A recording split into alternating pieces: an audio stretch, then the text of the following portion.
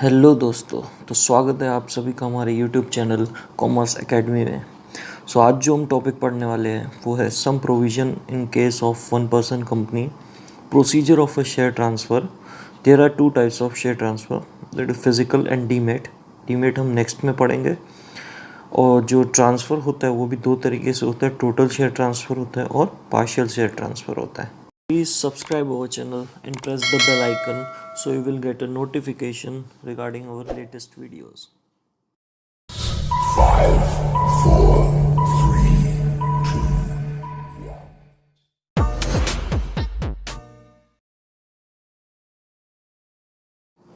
तो टॉपिक है some provision in case of one person company, जिसको हम ओपीसी भी बोलते हैं।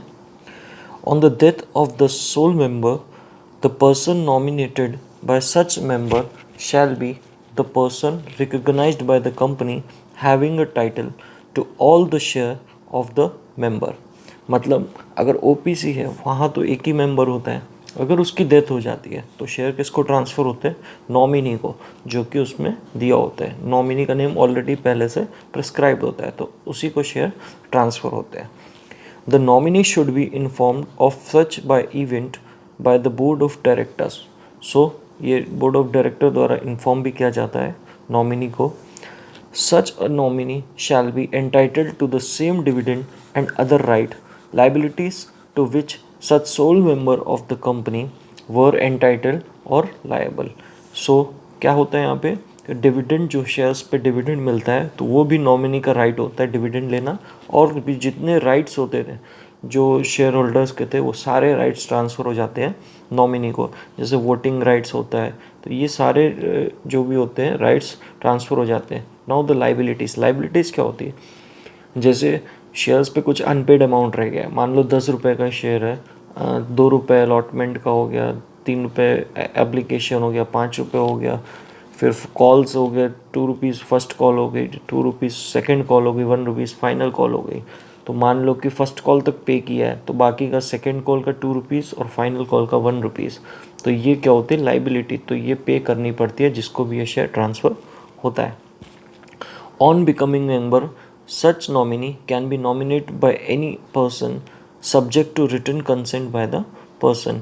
ठीक है, अगर वो नॉमिनी जो अब शेयर होल्डर बन गया है तो वो चाहे तो अपने बिहाफ पे अब किसी और को नॉमिनी अपॉइंट कर सकता है, लेकिन कैसा होना चाहिए? रिटन कंसेंट होना चाहिए। ओरल यहाँ पे काम नहीं करता। Procedure of a share transfer, there are two types of share transfer. Basically दो टाइप का होते हैं, physical share transfer, demat share transfer. Demat हम अपने नेक्स्ट पार्ट में पढ़ेंगे, ठीक है। आज हम पढ़ेंगे सिर्फ फिजिकल शेयर ट्रांसफ़र। अब क्वांटिटी के बेसिस पे भी होता है, जैसे दो टाइप पे होता है, टोटल शेयर ट्रांसफ़र होता है और पार्शियल शेयर ट्रांसफ़र भी होता है। Physical share transfer in this format, share certificate with the share holders is issued by the company in physical form. तो ये एक्चुअली देखो तो एक ट्रेडिशनल सिस्टम है। क्या होता था पहले? शेयर सर्टिफिकेट मिलता था जिस पे क्या लिखा होता था? नेम होता था, नंबर ऑफ शेयर्स होते थे, तो वो शेयर सर्टिफिकेट दे के ही शेयर ट्रांसफ़र किया जाता था। That was a physical share transfer. जो आज के टाइम में चलता है वो यूजुअली कौन सा होता है? Demat share transfer. डायरेक्टली आपको ट्रांसफ़र हो जाता है आपके अकाउंट में, that is digitalized way. Okay, तो अब हम पढ़ेंगे procedure of a total share transfer. When the share holders transfer his all shares then it is said to be a total share transfer. जब कोई शेयर होल्डर्स अपने सारे shares बेच देता है तो उसको बोलते हैं टोटल शेयर ट्रांसफ़र। फर्स्ट है, अब इसका प्रोसीजर क्या होगा? देखो, एक जनरल सिंपल प्रोसीजर है। ऑप्टेन शेयर ट्रांसफ़र फॉर्म, पहले में शेयर ट्रांसफ़र फॉर्म लेना है। The share holders who want to transfer his shares has to obtain the transfer form duly signed and sealed by the company registrar. तो क्या करना होता है कि फॉर्म लेना होता है ट्रांसफ़र, शेयर ट्रांसफ़र का, और उसको रजिस्ट्रार ऑफ कंपनी के पास से हमें साइन और सील्ड कराना होता है, ठीक है। No, filling up details in a form. Fill up details of a seller and purchaser and such as a name, address, name of a shareholding company, market value and a share certificate number. तो share की market value, share certificate number, ये सारी details हमको एकदम properly fill up करना होता है.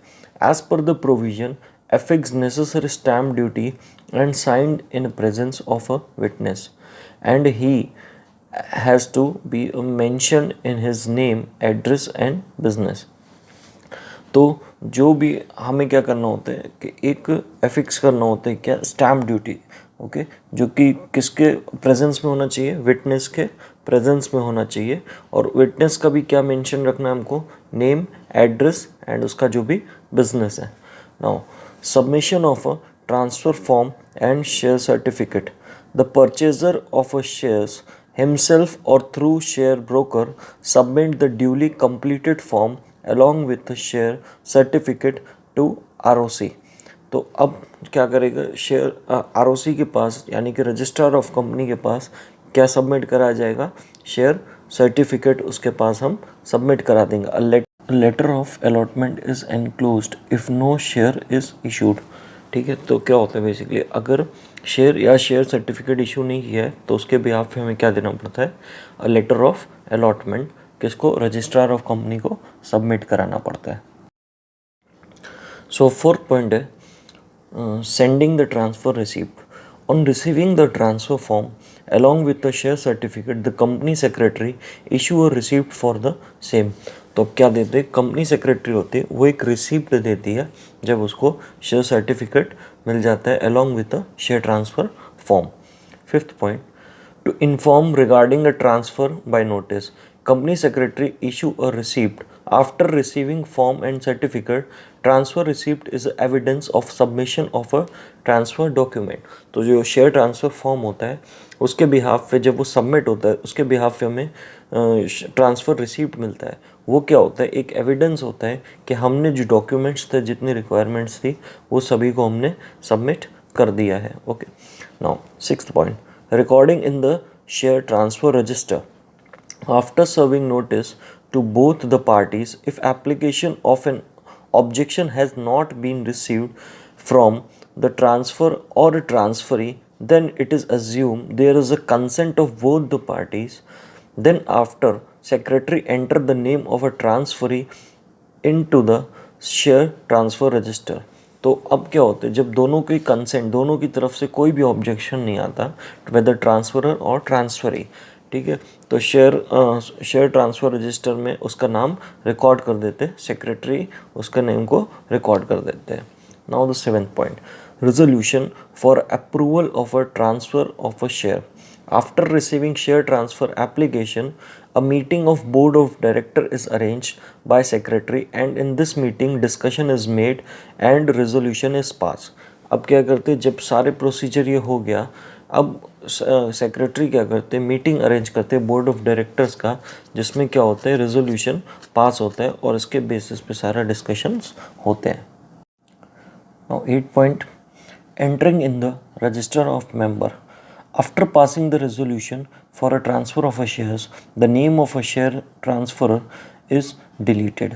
अब क्या होता है, जब बोर्ड ऑफ डायरेक्टर्स के मीटिंग में रेजोल्यूशन पास हो जाता है, उसके बाद ट्रांसफरी जिसने शेयर खरीदा था उसका नाम रजिस्टर ऑफ मेंबर में लिख देते हैं, और जो ट्रांसफरर था जिसने शेयर बेचे थे उसका नाम क्या करते हैं, वहाँ से डिलीट कर दिया जाता है.